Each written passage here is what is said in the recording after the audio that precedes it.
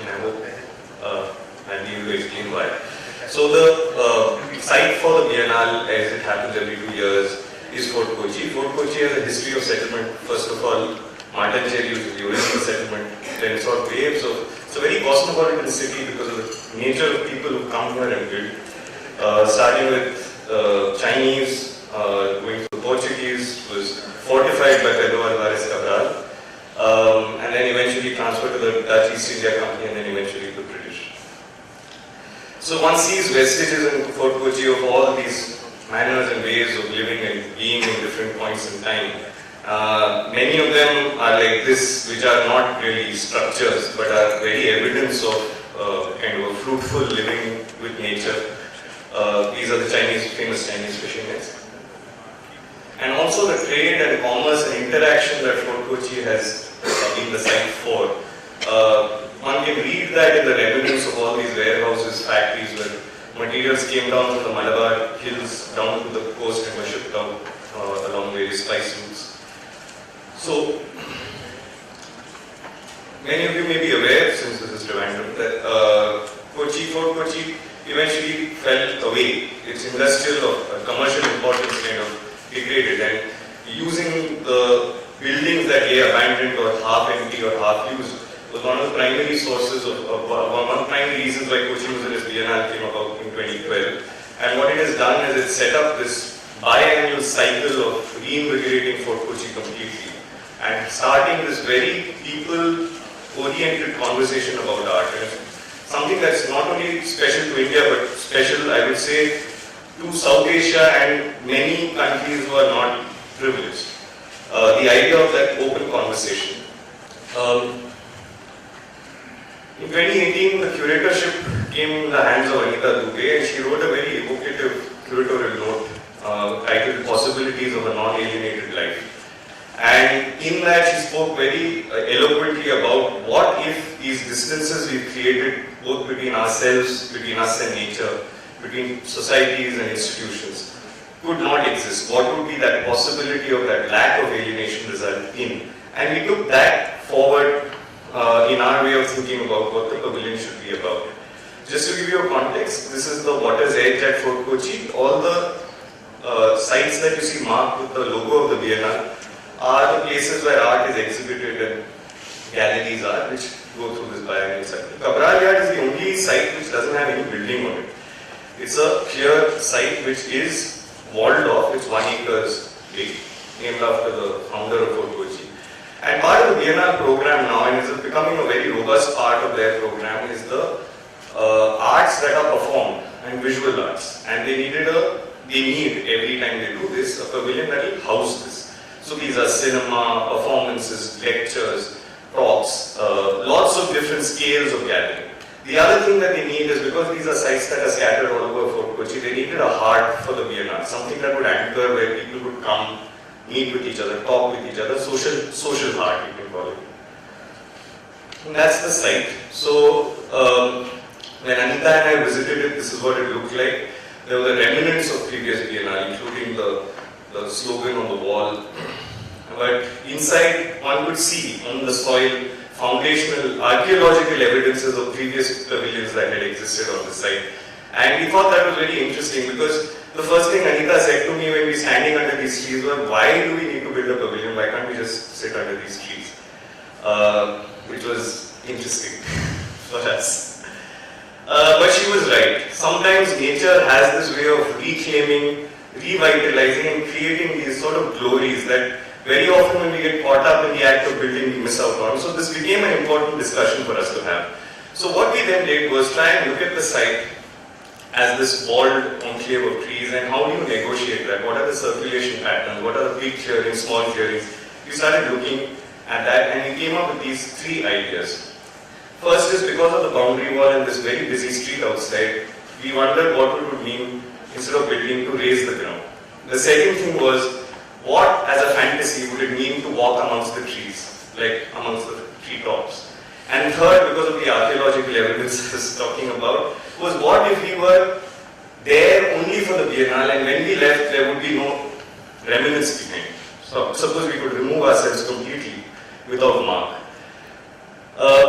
So the first step was to try and look at the pavilion as a disparate, disaggregated program that was spread across the entire 1 acre site. So it included 2 places for eating, one children's art room, septic tanks to clear the waste, and toilets. I'm going to run through this. Sorry, I just looked at the time. We just have 2 minutes left. So the idea was to then evolve a light architecture. So we chose to use steel that was salvageable, because that was the only material that we could imagine that we could work with quickly enough, that we could also remove and then get some value out of later through resale. We used bamboo, which could not be reused, but even if there was bamboo being used, at least it's organic and it will degrade over time, it won't stay. Every other material that we use, whether it's cement board or polycarbonate sheet, was used and detailed in a manner that it would be completely removed. It wasn't cut.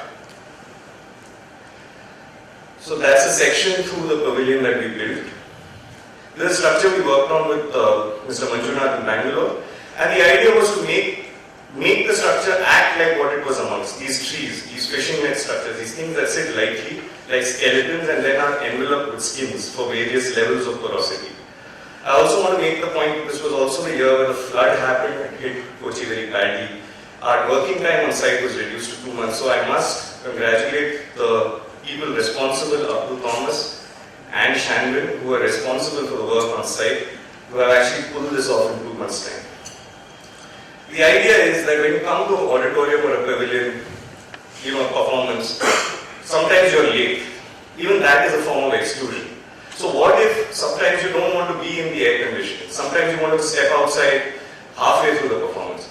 These are also sorts of parameters that affect the program that are not possible in a black box that we try to open up the possibility for in this design. So that's the relationship between the tech and the performance. We have nice fans outside because of the trees and the sea breeze that comes in. It's a fairly nice and cool place to sit. And this is what we wanted to achieve, which is, there it goes, which is a canopy that would let you look up, look at the sky, look at the trees, look at the stars, while enjoying the performance and hopefully even contributing to the creation of art as an event. Thank you. I have a very short question. If I answer short also, I will try to be. So you have adopted steel structure. Yes. And you have given the roof with bamboo, and all which you have given a polycarbonate sheet. In which way it is related with binary concepts? With the Green, that. It's not green. Yeah. Okay. So that's a very valid point. I just want to clarify, it's not completely steel. The roof is actually part steel and part bamboo. Without getting into a debate about what is green, I think our essential sense of this being a green pavilion, so-called, came from the fact that we could remove ourselves completely from the site. So there were 2 or 3 things that we did. Firstly, the steel in itself, the polycarbonate itself. The polycarbonate particularly is something that was actually stuck with 3M tape, so it was actually possible to remove at the end completely.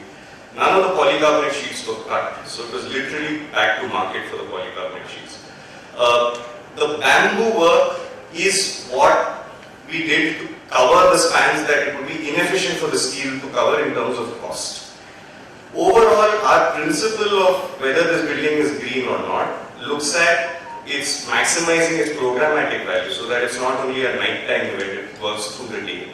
By ensuring there's enough options to not turn on the air conditioning. Third is to not build deep foundations, to build in a way that it's literally only 2 feet foundations made with well rings, cement well rings.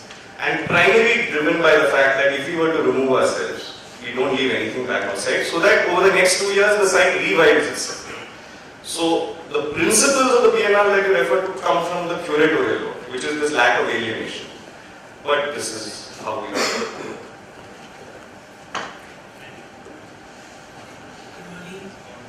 When we see your images, we can feel like if we are in the full nature.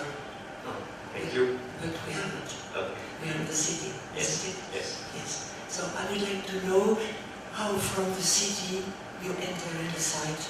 And also, other question, I would like to know how you treat how you, the technical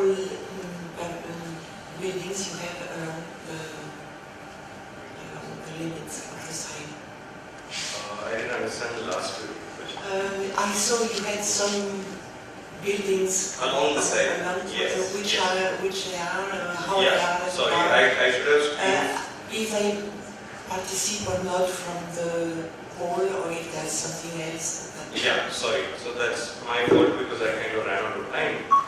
But this is an example of a peripheral building along the boundary. So all other than the central structure, everything else was a leaning on the boundary wall. It's interesting when you say that it's nature, but it's away from the city. And that is the nature of the site in itself, because it has this very high, 10-foot high boundary wall, which stretches almost 500 meters. So on the street you have this dead wall that continues, and above the wall you can see this glorious tree facade. So the only part of our building that interact, or our buildings on site that interact with that street, is the deck. Because at that deck you are able to look at the street, the people at the street can look at you on that deck around the thing. This is an example of the toilet block that we built, where again we felt that, if we can change the way a toilet is planned, it doesn't have to be super private, you can actually enjoy nature. This is the children's art room that occupied one corner of the site. This is a Dimiri cafe, a cafe run by housewives in Kerala. So these were programmatically planned by the, all along the site plan.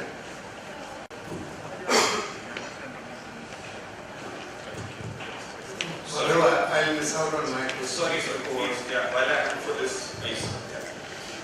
So my question is about, even though there is a large 1 acre kind of land, and your intervention did to kind of cover the entire site, the linear lines and so on, you chose to concentrate only on this one structure and not on your approach to the site.